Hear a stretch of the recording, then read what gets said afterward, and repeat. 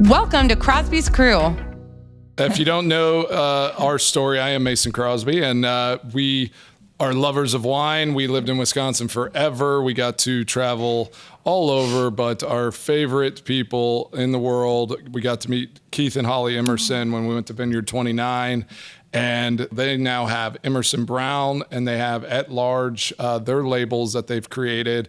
And we're going to be trying some of those today. But I want to start every Crosby's Crew episode with a nice little toast to get us going. And then we're going to let Holly and Keith kind of tell their story a little bit. And introduce our wines. All right. Cheers, guys. Cheers, guys. Cheers. All right. What do you got for us, Mason? All right. For all labors, none transcend the works that on the brain depend, nor could we finish great designs without the power of generous wines. Did that basically say, like, relax your brain? Yeah, just shut yourself down. Wine, you have to have great wine. All right, you two. When I said we got to start at the very, very beginning, and I want to ask all the dumb, obvious questions that I've gotten a little too far over my head as a self-avowed major wine lover.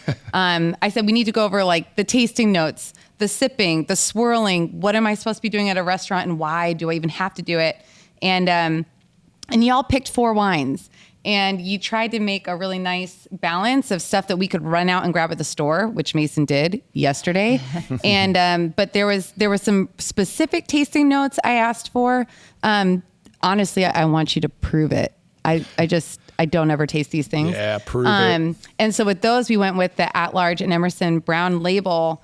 Can you give us a little backstory? Why these 4 wines? Why are they going to help have this kind of like wine tasting 101? Let's just knock this out to start our journey together. Y'all introduce us to the wines, and everyone watching and listening, because we would just mess it up. So I said them Holly all and Keith, correctly. y'all take it away. All of them correctly. Emerson Brown. You said did. the words. All right. You did. Holly and Keith, don't it's your show now. overthink it. You take over. Don't overthink it. Do you want to talk about the wines? Sure, yeah. Perfect. Well, 2 of our wines, of course. We did one of the atLarge wines and one of the Emerson Browns, but we also wanted to get a couple of wines that you could find in your local grocery store, something that is available all over the country. Because ideally, you're tasting along with us. Yeah, exactly. So we picked, in addition to the atLarge Sauvignon Blanc, which is a Russian River Sauvignon Blanc from Sonoma County. We picked another Sonoma County Chardonnay. This is from the Sonoma coast, and it's Chalk Hill. So Chalk Hill is a part of the Russian River and also part of the Sonoma coast appellation. And you can find it in many, many grocery stores. So Chalk Hill Chardonnay. And then we'll do the Zinfandel, the Seghesio Zinfandel. Seghesio family's on the 5th generation now making Zinfandel. So this is a California Zin. It's a blend of different counties, Zinfandel from different counties in California. And you can find this all over the place. And the reason we chose a Zinfandel, we chose really kind of varietals that are great beginner varietals, but we chose the Zinfandel in hopes that it has a little bit of white pepper. yes, exactly. The elusive white pepper. That's our best bet without going into rogue. It's the white whale. That's another. That's what we're another always episode. going for. Exactly. And then the 4th and final wine. Obviously, with this too, the hope is, like you said, is that we want everyone to, pick up the wines, get part of like our group and our membership, and go out and Drink along and come with in us. and enjoy them with us, and Exactly. and we're kind of learning along the way. It is the best way to learn, All right, sorry, is just Keith, by go ahead. popping corks. No, just the 4th and final wine is our Emerson Brown Napa Valley Cabernet Sauvignon, the 22 vintage. So we started Emerson Brown in 2005, and we started atLarge in 2016. Keith just completed his 20th harvest at Vineyard 29, but Wow. more than that. Going into the otherwise. 21st. But how many harvests total, you think? For me? Yeah. About 26 years or so I've been doing this. 27 years? Yeah. I just sell the stuff. That's why the wine tastes so good. Exactly. Exactly. So how long are you going to go, Keith? I mean, I'm recently retired from football. Like, how long does a winemaker, make wine for? Like, what's is there an end point, or is it just like I'm gonna be he'll make bottling something wine forever. until I die? Yeah, I'll probably this slow plan. down and not make so many wines, but I've got a long way to go. I haven't skipped a harvest in 27 years, and I don't think I'll ever skip a harvest. So I'll always be crushing grapes and making something. So he also, on top of awesome. these two labels and Vineyard 29, he also consults for a handful of great vineyards as well, and or great wineries as well. So maybe just less clients going forward. But Yeah. in a long time. I'm very expensive, and so are our kids. So And so is California, right? yeah, for sure. But it's worth it to live in You have Napa to do Valley. the things. I will say that was so surprising to me. Our first trip to Napa together, when we met Keith and Holly, people said, "What was your favorite wine?" And I said, I went there hoping to find a new favorite wine, and what I found was a favorite winemaker, and it was Keith Emerson. And it's really fun to kind of be like a fangirl. Yeah. Oh, I know. I didn't even tell you I was going to say that. But Holly, I do want a quick segue after you said that we were going to introduce these. You told me yesterday on the phone, P.S., that was a really fun phone conversation, that you could give us a little crash course on getting some info from labels, from how it's corked. I just feel like Keith probably didn't pick the two whites because the labels kind of correlate, but they do. Yeah. But We I'm like guessing to that's match. not how you picked them out. No, Yeah. it's not How how we can pick we- them out. The we wanted to add our own wines in there just because it might be a fun experiment. But again, wanted to find something people can find. So let's talk about the Chalk Hill, because it's one that I haven't had. I actually grew up in Alexander Valley, where Chalk Hill actually is. I grew up on Chalk Hill Road, ironically. Oh, really? Yeah. Wow. But let's just talk about, so say you were at a store, say you were at a restaurant, and what you can learn just very basically from the label. And every label is going to be different. Some give more information than others. So just looking at this, we're like, okay, Chalk Hill, that's the producer. Underneath, Chardonnay, that's the grape. So that's what you know. You're like, okay, this is a producer. Maybe I've heard of, maybe I haven't. It's Chardonnay. Knowing it's from Sonoma Coast, so knowing the region, and this is what we'll teach you. You don't have to know every single region in the world. We certainly don't know 1% of them, maybe 1%. But just I knowing... bet Keith has got a solid 2%. I believe He's in solid too.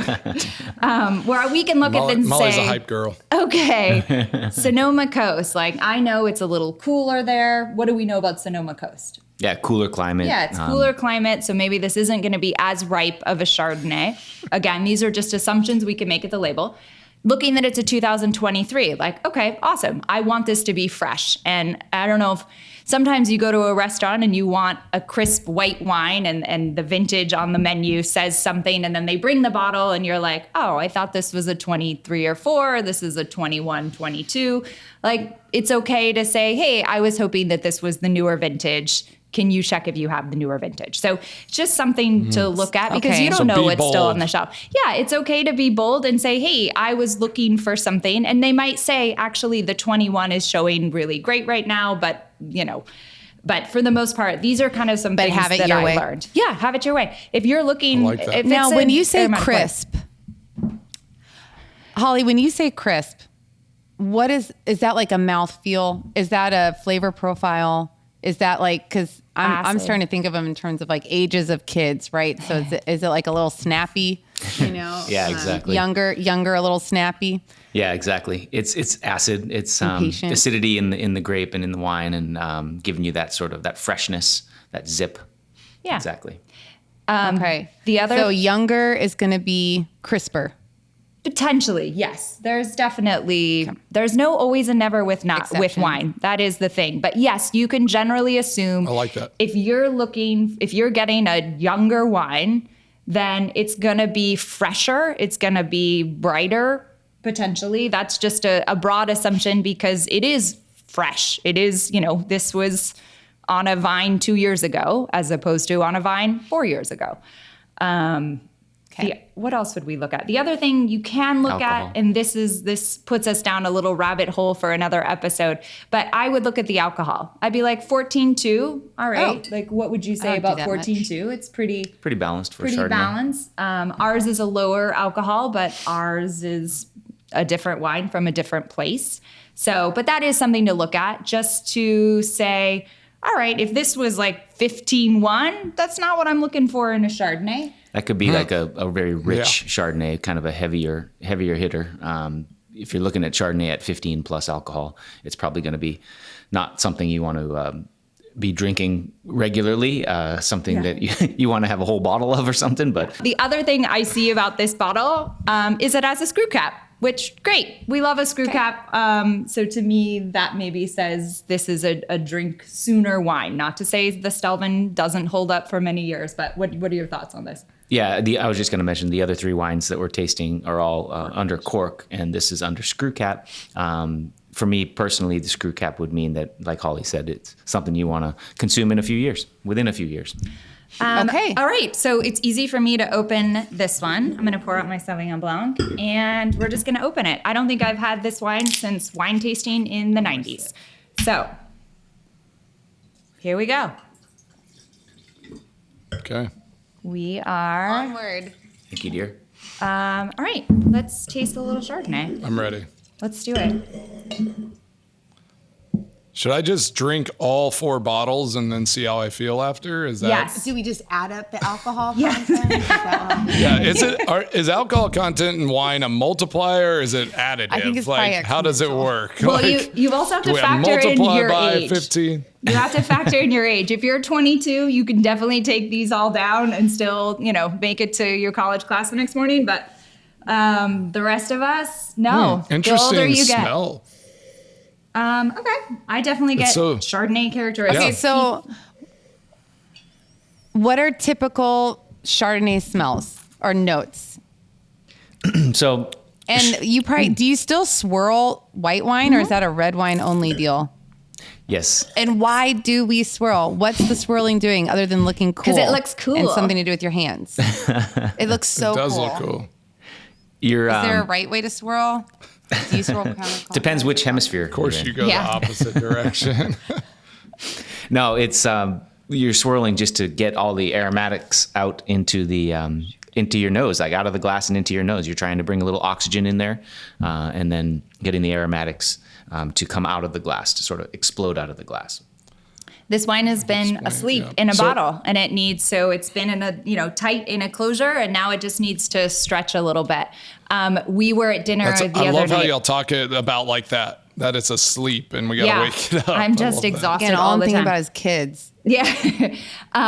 We were at a dinner the other night in Napa at a great restaurant called A16. We have to plug because it's new and fun. Yep. And a friend of ours who's a winemaker sat down at the table and ordered it was a 2019 Italian wine, but we poured it and it was too much. It was more than swirling could do. So he literally picked up the bottle and he put his thumb in it and he just shook it as hard as he could. And then we poured it and it was much better. So don't be afraid to do things. Really? It needed to aerate and that was the fastest way to do it. anytime soon. That's Well, I'm like saying, so high Holly and level. Keith, yeah, like That's high level. I literally, the first That's high level. first taste I had of this, I was like, oh, tart. Like it was kind of Yes. a little too much. And then it's like I swirled a little bit more, let it sit for just a second in the glass. And so like the next, like my next taste, like just, okay, I can get a little bit more. It's not as like, almost Yeah. like got my jaw at first. It also, as it so warms up, it's going to bloom a little bit in the glass. We always like wines, even our red wines, serving at cellar temperature. And at a table, it's easier to warm up a wine than to cool down a wine, obviously, on the fly. So Yeah, absolutely. having Sure. a little chill, and especially with whites, as they open up, as they warm up, they're going to open up in the glass. All right, so let me tell you a couple So give me things. a little No, quick wine etiquette, you guys. Let me tell you a couple things, what's a little Molly. quick wine etiquette? Let me tell you Okay. guys a Let's let couple things. Keith, let's let our experts. Okay. I thought I was the wine expert. Give me a break here. No, well, Sales Keith, is so we're seeing important. this. So All right. Keith, whenever you and have I the floor. start speaking, our wives are going to. Like Molly always says, she gets her best ideas when I open my mouth. So, like, I think we're in the same vein here with love it. our wives. Well, I just wanted to say that every wine is like a story, and so there's a beginning, there's a middle, and there's an end. And so, if we're talking about wine tasting 101, what obviously appearance. You look at the wine, kind of get interested in and what you're looking at and what kind of hue does it have, what kind of color does it have, and then you're going to swirl the wine and then smell the wine. So now you're getting the aromatics. Now you're kind of figuring out, okay, this is smelling great, or this is maybe not smelling great, and then you want to take a sip, and then there's the beginning. There's that entry, or a lot of, if you translate it in French, the attack. We call it the attack, or French call it the attack. But that's the entry. And then there's a middle. And in the middle, there's texture. You're kind of feeling what it feels like on your palate, in your mouth. Does it hit the sides of your palate, of your mouth? Does it hit the top? How does it linger? And then there's the finish. And how long does that carry out? So it's just there's a beginning, a middle, and an end. And I just wanted to mention that because that's how I interpret every single time I taste a wine. That's how I interpret the wine. I think about the smell. I think about the appearance. I think about the attack. I think about the middle, and I think about the end. So it's a story. Yeah, and sometimes one of those can be stronger than the other, right? Yeah, sometimes for it sure. could be like, this is an amazing wine. I love the finish. I love the start. There's a hole in the middle. Like there's a little bit of a hole in the mid palate. And sometimes that comes story kinda around. dropped. Sometimes it doesn't. Yeah, but then it comes back and finishes strong. So Yeah. And with this particular wine, this is the last thing I'll say, and then No, I'll be quiet. please. You're with this great. particular wine, I love this. as opposed to the at-large Sauvignon Blanc, which is also a high-acid wine, but it has a lot of floral characters. It has a lot of lift. The aromatic profile it's more like passion fruit and things like that. There's a little bit of that sort of tropical passion fruit, mango type of thing. But then you get to this wine, and now this Chardonnay to me is like stone fruits. So I get a lot of sort of white peach, white nectarine, things like that. That's the core of the fruit profile for me. So they're just different. This is a Chardonnay that is fresh and definitely not the buttery sort of oaky type of Chardonnay, more on the other side of the spectrum. And in another episode, we can explain how you do that. You can turn Chardonnay is like a chameleon. You can go in two different directions or somewhere in the middle with it. And that's all winemaking and, fermentation and stuff like that. So that's advanced though. That's got to be Molly. a different So episode. Molly has all of these. She has a lot of the tasting notes It's orange blossom. that you're speaking of, and we have them in show little and tell. bowls. We even had Nolan go to our little stream and get some stones. I love it. I'm not going to lick one. River I won't rocks. lick They're it. sitting I'm on not going to do baking it. soda. Yep, Should I we're lick doing this? it. Yeah. Lick it. Wet Sorry. stone. No, wet stone. That's such a characteristic. Wet stone, exactly. Yes. So we got Yes. chocolate. We have Oak. some wood. I I love even it. have some leather. leather, Yep. white peppercorn and black, red fruit and black fruit. I love that was this. great. Did you see it catch in the glass? That was Herbs, amazing. Chocolate and Perfect. coffee. He can and kick vanilla. and catch. You know it. But yeah, I love what you're saying, Keith, is that like having a process, right? That's Yeah. so helpful. Like it is. It's like, what is your mindset? Are you drinking to get drunk? Or are you drinking to Checking the alcohol levels, apparently. the alcohol levels? Are you trying to, kind of, I don't know, just experience, right? We're experiencing these wines. We're going on this journey together. That's what's so beautiful about this is like we get to experience it all the same stuff. Like we're in a completely like different place. Y'all are in Napa, we're in Tennessee, and we get to experience something together. Like everybody else that comes along with this, it's like we can all experience this together. We can go on this journey. We can tell a story, and we might get a different story, from each glass, each bottle. It's not a test, right? But it's Exactly. it's fun to be able to share in this together. And they're all Okay, different. so we swirl, see, attack, middle, ending or finish. Real quick, Keith, can you talk to me, and Holly, of course, It smells so good. for the C component? I'm literally just looking at it right now, like kind of like it's scenery. I have no orientation for, so between these four, if I know this is a Sauvignon Blanc and I know that this is a Chardonnay and I'm looking at their yellowish hue, what should I be? I know it's personal, but okay, when I look at these two, like Yeah, this, you can see. the Sauvignon Blanc feels a little clearer to me. Maybe it's just it was less Sure, cold, baby. but a He's little got bit you. more yellow in the Chardonnay. Like give me another little approach here to kind of filter or absorb what I'm seeing. Yeah, if you look at the color spectrum, you'll see like there's all these shades of yellow, and then it goes towards many shades of green, all the way from the lightest, palest green that you can think of to the darkest, deep green that you can think of. And the same thing with orange. That does the same thing. Lightest possible orange you can think of, all the way to the darkest possible orange. So you just look at a color spectrum, and for these particular wines, for these young white wines, it's honestly much less important than the reds. When we get to the reds, you'll see that the Zinfandel most likely has more of a reddish color, and then the Cabernet is more of a dark purple color. But with these young white wines, if they look darker, like a darker yellow, maybe you'd be a little concerned that they were exposed to oxygen. So they're going to be maybe tired and not tasting great. But these both look fresh. Yes, the Chardonnay is slightly a darker yellow than the Sauvignon Blanc, but it's still nice and fresh.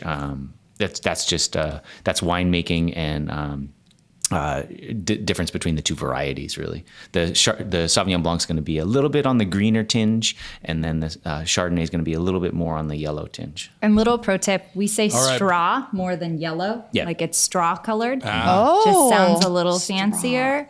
And then also clarity. It's pretty good job. Right? It is. This is so solid. Clarity. I'm really, really happy. So yeah, do you want to talk about clarity versus just being able to look through it, so it shouldn't be cloudy potentially. Yeah, these wines are filtered. The two white wines, and I assume that the Zinfandel is filtered as well because it's a nationally distributed wine and it's large production, so it's filtered. But the Emerson Brown, the last wine, is unfiltered. So I don't find our wines, any of the wines that I make at Vineyard 29, any of the reds, sorry.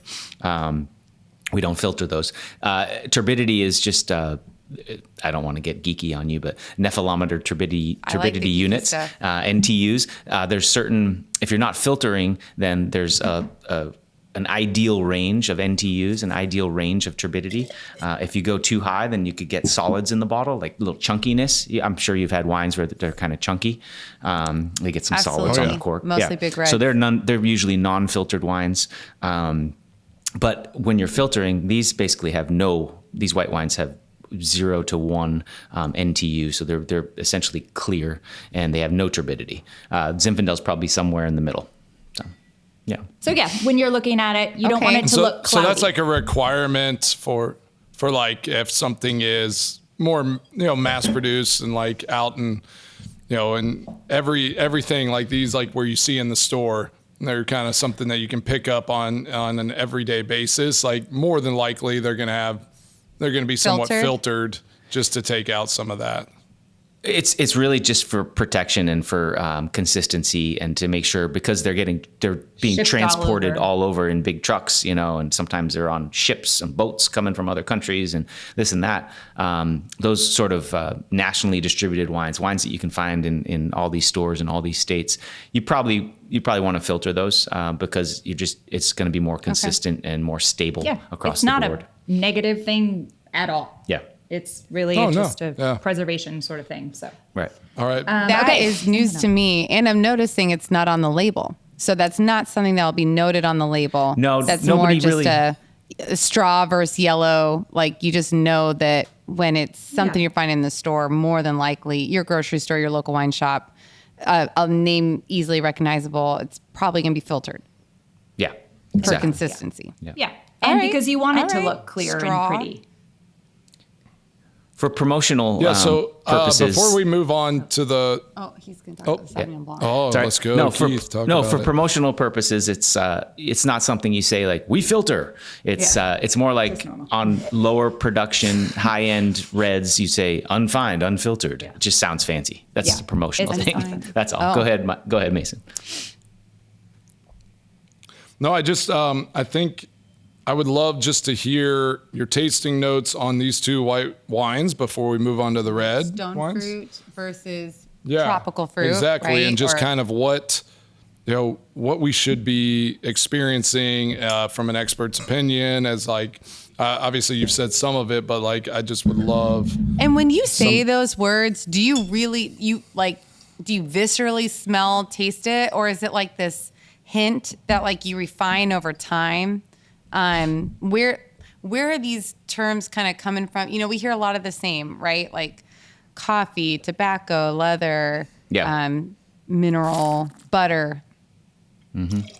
Yeah, it's they are compounds. I mean, these are literally the same compounds in these wines that are in these fruits and these flowers and these coffee beans and these pieces of chocolate and all this stuff. Everybody has a different opinion of what you're smelling and what you're tasting.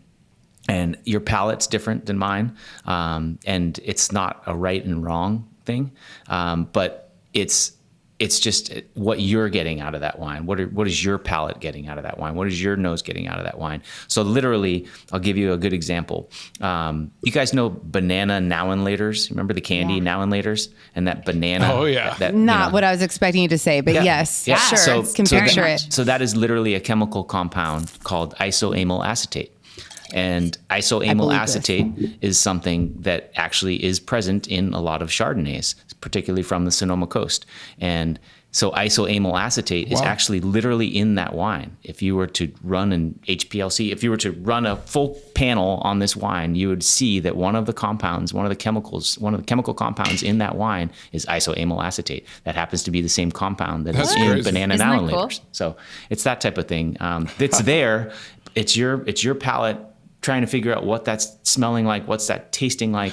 But literally, if you were to run a full panel on them, you would see that actually, oh, wow, that compound is in this wine. Interesting. Yeah, but a lot of it is just your so own it's memories. not just and fanciful adjectives.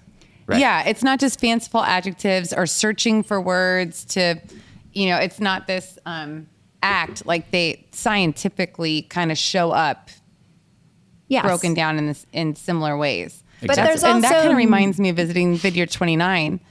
You guys are so old world in your outcome, but really high tech in your approach, right? Exactly. Yeah, we use technology to make wine the way they did 2,000 years ago with gravity. So we have tanks that move up and down on elevators, but they didn't. They just used gravity because they didn't have pumps. There was no elevators or pumps. But, yeah, exactly.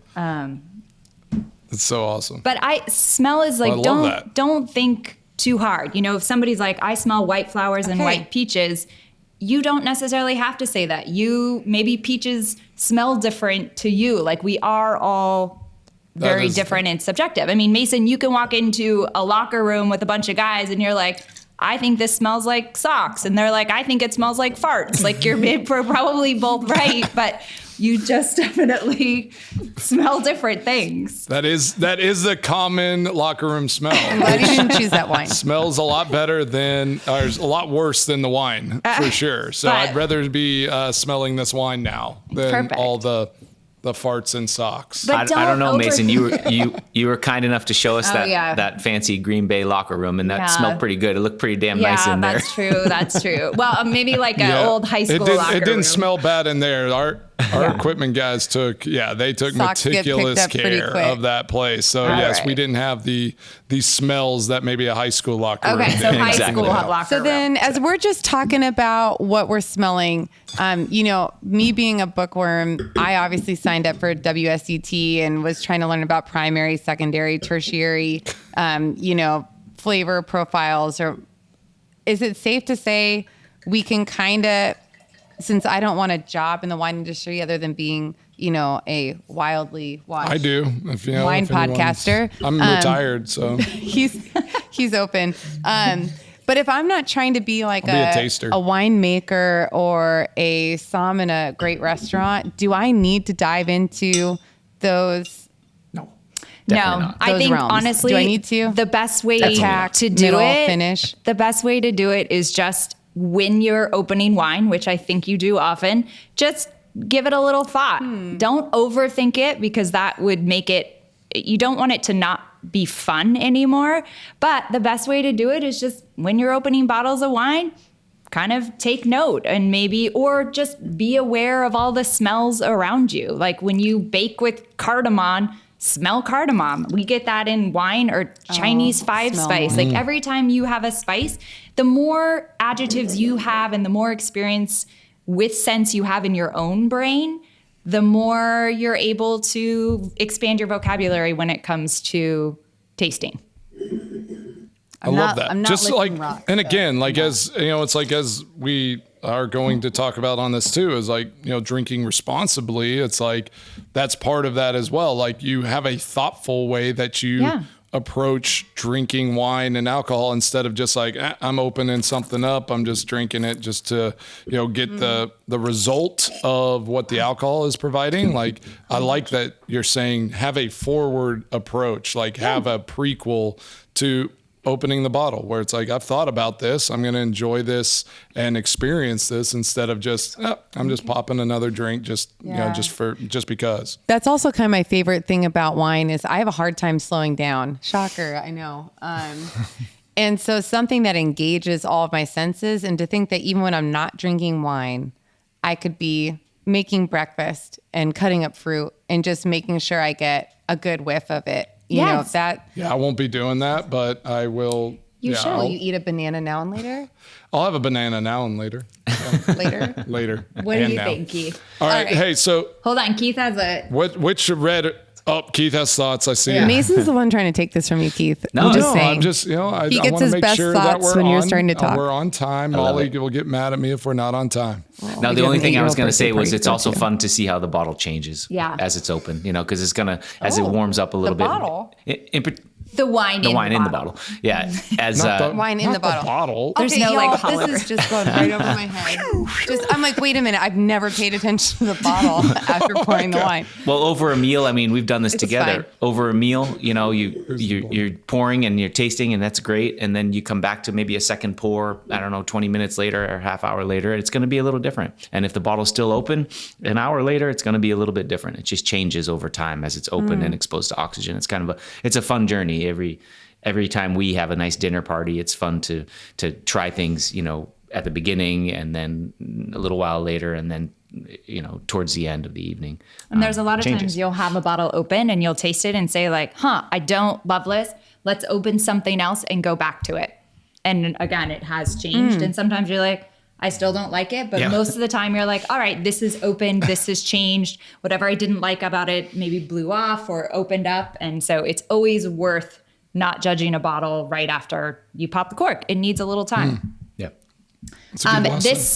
I moved on to Zinfandel, and one of the really fun things about wine, the first thing I smell is like nostalgia in my childhood. I'm 5th generation Alexander Valley.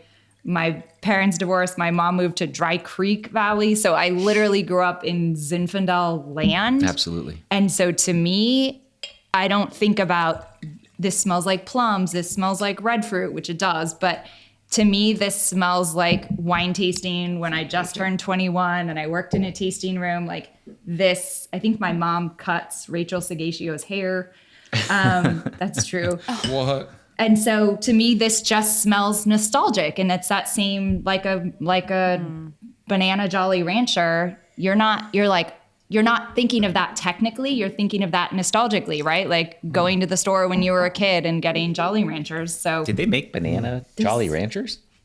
Banana Laffy Taffy? I only ever had the I only ever liked watermelon and green apple Jolly Ranchers myself. Well, let's I haven't had a wine yet that's green apple Jolly Rancher, but I'd love it. We'll find one. Yeah. Okay. Can we make like wine Jolly Ranchers? I feel like that would be pretty awesome. That is a very good idea. Worth a shot. We're not going to test them on your children. That would be amazing. We can definitely do ice cubes. I can figure out. Yeah, obviously. Yeah. They're sold in the wine shop or any of that. I mean, all right. For those of you not watching, I'm holding a ramekin of red and black fruit to my nose. Great. This is not nostalgic, although I wish wine country was nostalgic for me of home.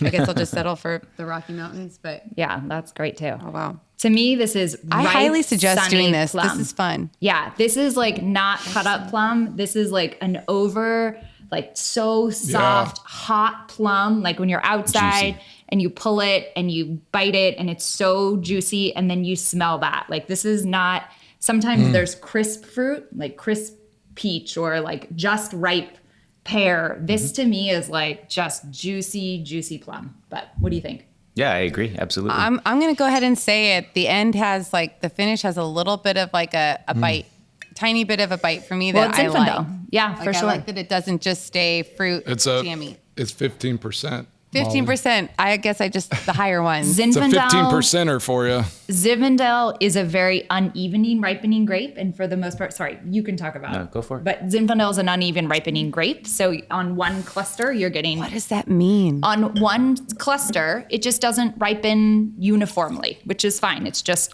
the nature of the grape. So you're going to have green, normal ripe, and overripe all on one. Yep. So just Zinfandel's traditionally a higher alcohol. It's hard to make a lower alcohol Zin, although Knoll Winery does it very well. And some people do, but traditionally it's just a higher alcohol wine because it is a riper varietal. Oh, okay. That makes sense. And alcohol content relates to your harvest decision, your picking date. So if you pick early, it'll be a lower sugar level, which then translates to lower alcohol. If you pick later, then it's going to be a higher sugar level and higher alcohol. But it's just something So what would motivate those decisions?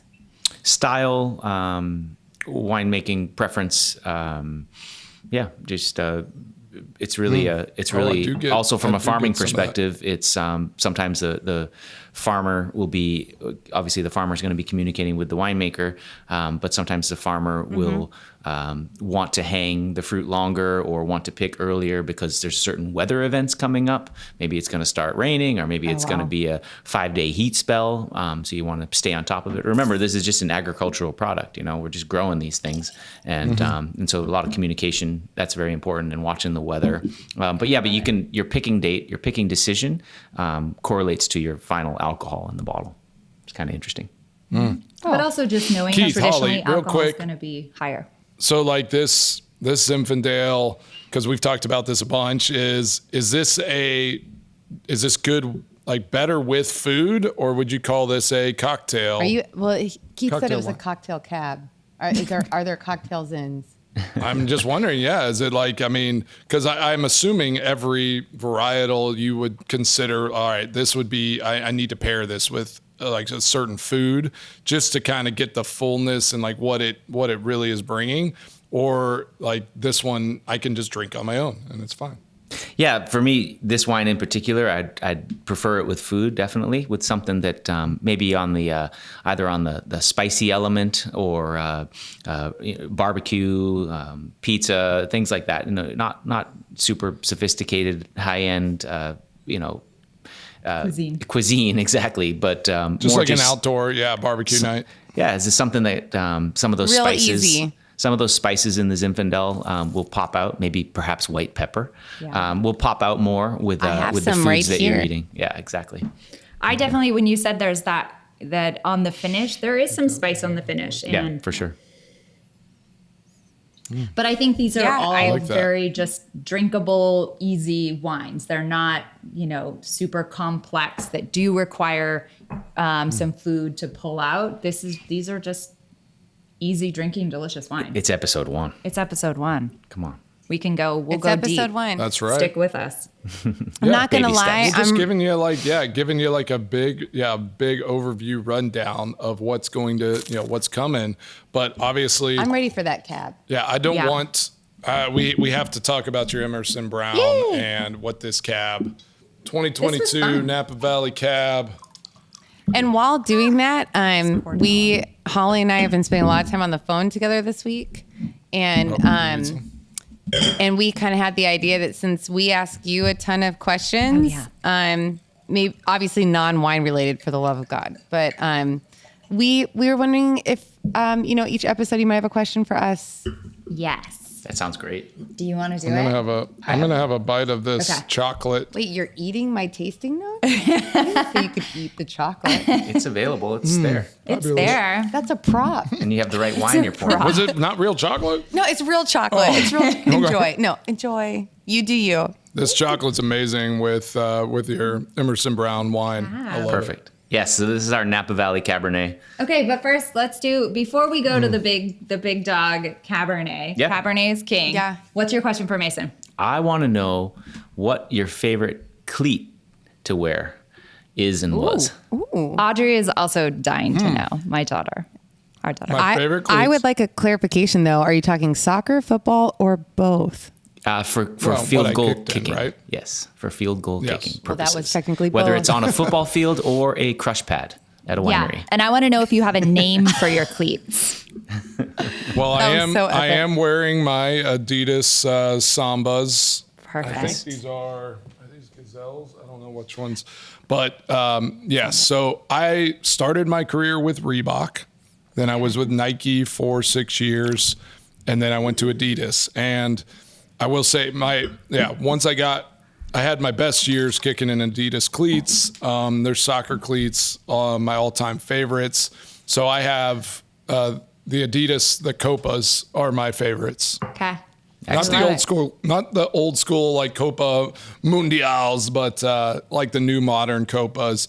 I still like, even though it's like a mixed leather now, it's probably not. Back in the day, like whenever I played soccer, I would wear like kangaroo leather Kangaroo ones, shoes. yeah. I mean, they were that. Yeah. Now it's like Kanga mix or whatever. It sounds a little mean. Yeah, I don't think they can. Yeah, I don't think they can take kangaroo leather anymore. I don't know.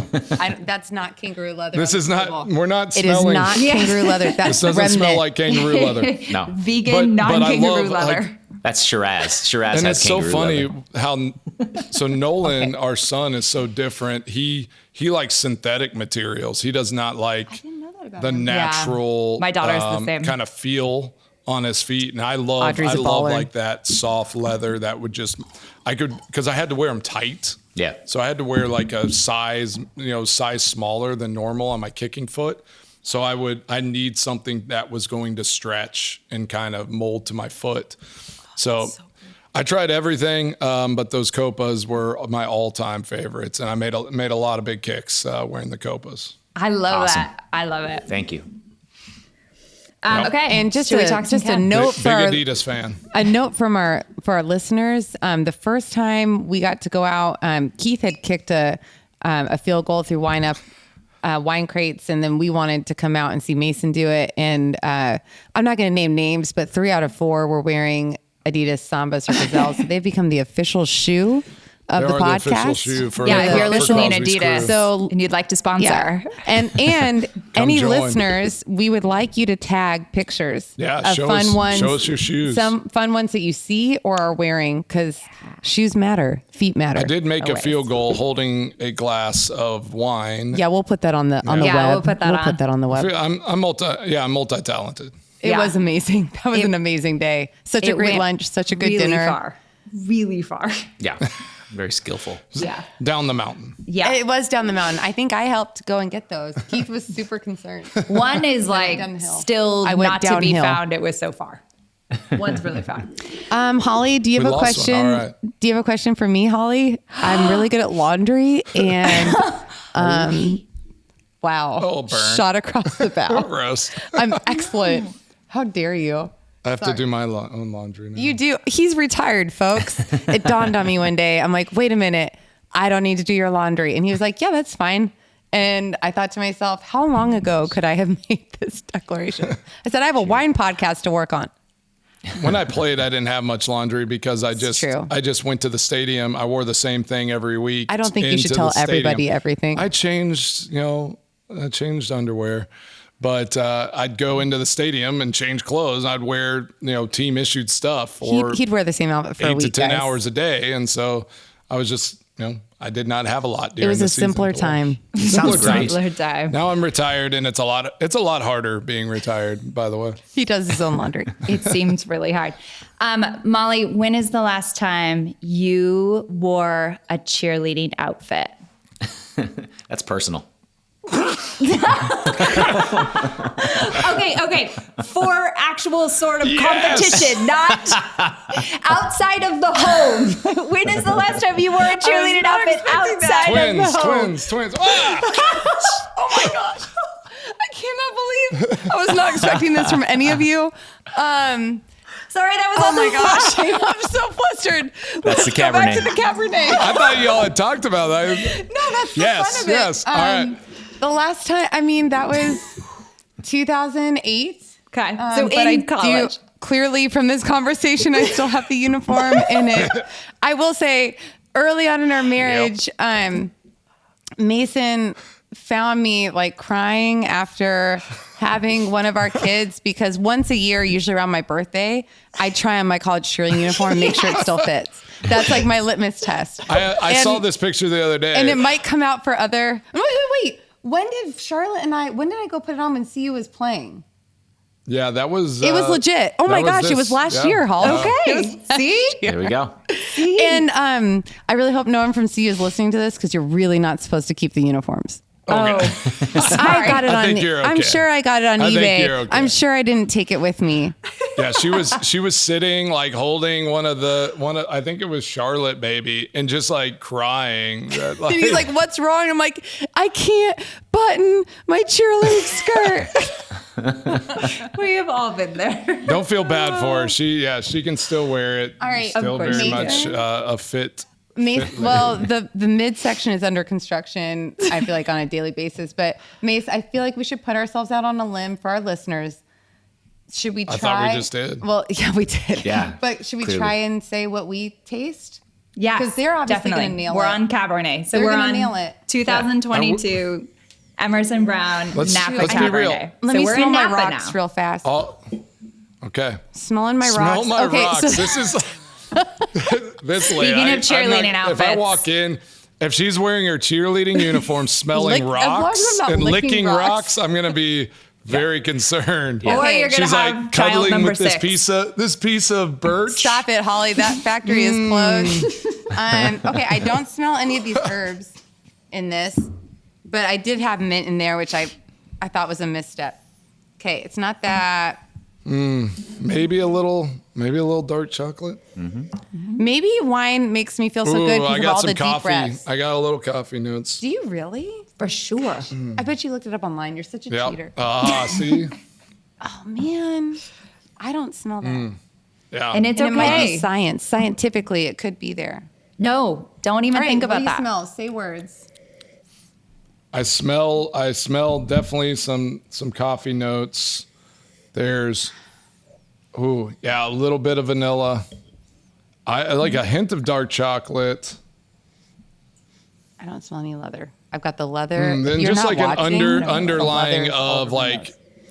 and again, I don't know enough about white pepper, but there's an underlying of like a little peppery taste, like smell to me. So You just named like all the things. no, I did No, not. it's great. No, I went- think that's great. Keith, what do you want to add? All I'm right. just He got an hating A. on him because I Tell know us he's what going to we do got, right. Keith. No, I agree. And I got yes. like we said earlier, it's smell it's the your same. preference. It's your personal Cheerleading palate. outfits coming out tonight. I'll tell you that much. I didn't win anything. A for effort. Nice work, Holly. Exactly. You're welcome, Mason. For me, this wine is We're wearing our uniform. She's wearing cheerleading outfit next show. I will say, I have to tell you, one of the funniest things I think we If we ever. get 100, once we get 100 followers, we're gonna wear it on. Okay, an I think that should be episode. more like 1,000. Okay, 1,000 followers. 2,000, 10,000. No, 1,000 followers. We're wearing our college- uniforms. So one year there's always a big team Halloween party, and we like couldn't figure anything out to do. And I will take complete credit because it is mine. We dressed up as each other. So Mason wore my baby carrier and put 2 baby dolls in it and hung a bottle of wine off of it. I did have a bottle And of wine. I was I carrying. wore one of his throwback jerseys, carrying around golf clubs, and put baby powder in my hair. we were a hit. I That's mean, I great. don't know if everybody else got it because they were like 15 years younger than us at that time. Yeah. But we thought we were so No, funny. I think it was pretty good. All right, Keith, That's go good. for it. Sorry. That's fantastic. I love it. Okay, So it's for time me, to yeah, run it. and remember, it's your own personal preference, your own personal palate that's getting these different descriptors. But yeah, Mason science nailed it. says- He nailed it. But yeah, more black fruits than reds for me, and I definitely get some of the coffee grounds and things like that. And some of you mentioned vanilla and you mentioned dark chocolate. How the heck can you get both of those? You actually can. It's those. That's where some of the barrels come into play. So some of the wonderful French another oak that we episode. use will actually add some of those characters, some of those sort of coffee grounds, either vanilla or chocolate or mocha or whatever. the barrels are actually part of our, they're like our seasoning, like our spices.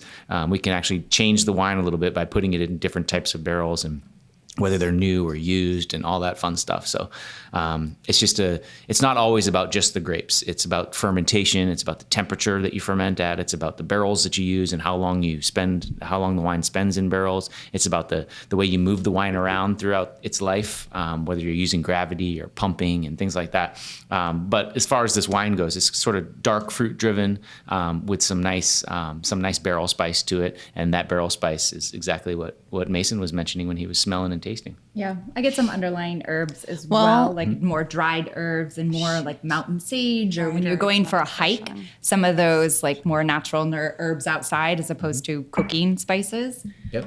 So Bay leaf and things like Yeah. that. Are we, it's delicious. Molly, introduce what we're doing with these All right, whiteboards. Are we giving our It's just your favorite for the day. favorite for the It's day? just a favorite All right. for the day. All right, I was like breaking down each And one, no, like no, no, when no, I think of no, one. no. In Holly's words, don't overthink it. Listeners, we would love for you to post if you tried these wines, even if you only tried one wine and you liked the one wine that you drank. I will say Holly has the vice president of sales is excellent at her job and can turn around wine orders real quickly. And I highly suggest tasting them all together. I'm really glad I didn't go first on the tasting notes. So we're all going to say our favorites, and then we're going to, move through the finish of this podcast. There's an attack, a middle, and a finish, an end here. There you go. Did you guys write yours before did you write yours before? No, I just wrote them right now because ready? I hadn't had we're ready. the other two wines since I was a See, I love kid. y'all's unbiased, like open opinion. Yeah, yeah. So I didn't know. I'm giving a hint of what my favorite is. What? Oh, by what you just did. Whoa. Whoa. He's so surprising. All right, 3, 2, 1. I can't read the screens. Shoot. I need to go to an eye doctor. All right, guys, you have to say, oh my gosh, Wow. what? Well, it took you home, right? I honestly, like, our oh my gosh, anniversary's Keith! Yes. Our Yes. anniversary really is good about tomorrow, and I might not make it to our It anniversary. is? Yes, it is. And so I hope we don't get divorced over this. But I did not choose one of our own wines, which I love Oh, so you much. didn't pick his wine. I chose the Zin because sometimes nostalgia rules, and this tastes Yeah. literally like I hadn't had a Zin like this in a really long time. And I this love that. is like Appreciate the honesty. It was very, very nostalgic for me. Is this what I'll drink tonight at dinner? Probably not. I'll probably drink these other. I mean, it is open. It will, so I'll drink It's it open. for lunch, maybe. But so it's not, love it. and that is what's so sometimes really fun about wine. Like when and why it's fun to taste things blind too, because I don't know, you really. I don't know. I was very nostalgic that. the second I smelled this wine. You can be and it surprised. makes me happy. You're sleeping downstairs tonight. That's what I love about And I'm sleeping going downstairs to Napa. As Yeah, long as it's a exactly. cheerleader and I have Like, to I sleep feel on like the he's- couch. Well, I mean, Keith That's and not a I both guarantee. picked the same wine, so I feel pretty good about that. All right, you now. two, let's hear why you picked them. Well, men. I do think some of it's a product of the time of year and like the when we're doing this tasting. Mr. Like, I don't like white wine 10 years ago. Now well, I he didn't loves it. until we went to now Napa. He loves Like I was it. like, it's because you get some stuff where it's like I drink like something like Just out of a had better- box. You or, had better stuff. Yeah, and it's like I go to Vineyard 29, I go and I get, the good stuff, and I'm like, wow, I can really appreciate that. So in the summer, at this time, like right now, I'm like, man, that atLarge Sauvignon Blanc was unbelievable. Like it just hit me just right. Easy. Yeah, it was so awesome. So Yeah.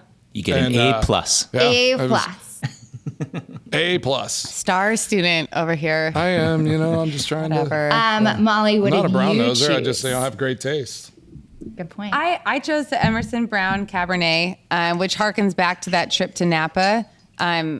There's never going to be a Keith Emerson Cab that I'm not an ultimate fan of. I like that I don't have like this like dry or tart feeling in my mouth, but Cheerleader. it does feel a little bit on the brighter side. I mean, spoiler alert, it's lunchtime here in Tennessee. And generally speaking, I'm not like a red wine at lunch unless I'm in Italy, which has happened. before. Or Napa. Gosh, I want to go back. Or Napa. Oh man, that lunch we had, guys, with that pasta that you ordered. Anyways, to me, that cab is a like full mouth experience in the sense of like, I don't need to eat anything with it, even though I don't think it's intended to be a cocktail cab as you described cabs before. But it's just so interesting. It's just a little sweet. It's just a little spicy. Tastes great with the chocolate. I feel like I just had lunch drinking that glass. I feel so satisfied drinking that glass of wine. I love it. I love that. I'm just going to say one thing. It's the only one that I finished all of it. I love that. The first thing you said was it takes me back to Napa. An unwise choice. So, and that's the same why I chose the Zin, because it took me back to a great memory. It took me back to something great. And that's awesome. what wine can do. A+ for Molly as well. A+ for Molly as well. Cheerleaders for everybody. I wasn't expecting that. I kind of felt like it was like one a class. But see, I like you. We've said that multiple times, and as we kind of come to a close, I think that's just so important to remember. Like, again, we are sharing wines together. We're sharing them with you. We want you to come and be a part of this because love to know your stories. It is an experience. It's something that triggers like familiarity, some journey you've been on. Yeah. And we encourage you, go on those journeys. Yeah. Do it with other people. Experience those moments that like will remind you of a great glass of wine you had. Why I love or the Napa people you were is with, because everyone shares in it. Like, y'all work with a lot of different people and y'all like, coexist. And it's not like this competition. It's literally like we are building each other up. We love other winemakers' wine. We do this. It's not just this like battle all the time. And I think that's a beautiful part of the wine industry and why we are just so happy to be able to promote amazing wines and keep these stories going. I think for me, there's a lot of debate. If you're on Instagram, everybody every day is selling a new life approach. But for me as a mom of, get that rock out of me. For me as a mom of 5 and a cancer survivor, being present, being connected to the people I'm with and slowing down is really kind of a priority. Apparently high alcohol level, like that was so over my head. But anyways, but you should always stop and smell the flowers. Smell the white flowers, the jasmine, because you might then the white pepper. Smell it in your wine later. Like just take the time everywhere you're going to just observe and smell and pick things up, and it just all helps our collective experience. Because that's what wine is, right? It's a moment in a glass that's now kind of training me for all the moments in between the next glass. And what I'm really looking forward to in our next episode is I have just had so many friends tell me, I love wine, but I can't drink anything made in America. And so, spoiler alert, the first year or more of this podcast is going to be kind of like rooted in American soil. Buckle up. But we are going to, we're going to ask questions, and Keith and Holly will explain to you why. We're going to debunk myths. We're going to debunk this. Love that. We're going to pick new wines each week that we love, and we're excited to have you join us for it. So cheers. Cheers. Keith and Holly, I promise we'll do, I'll have less questions next time, but listeners, you're going to have that, you're going to have the wine lineup. So bring them. We'd love to answer. Well, I'd love to hear the answers to your questions. 1,000 followers. Molly's wearing her 10,000 followers. Her Colorado cheer outfit. 20,000 followers. Mason puts it on. Oh my gosh. That's a deal. Are we having fun? All right. I'll put it on right now. I don't care. All right. Cheers, everyone. We'll see you soon. Cheers. Thanks, y'all. Guys. Who you share it with. Well, that's it for this pour. Thanks for spending time with Crosby's crew. If you tried one or all of the wines from today's episode, we want to hear about it. Head to our socials and let us know which one was your favorite and why. Curious about what we're tasting next? Check the lineup and send us your questions. We'll be answering them in the upcoming episodes. Nothing's too nerdy or too simple. If you're wondering, someone else is probably wondering too.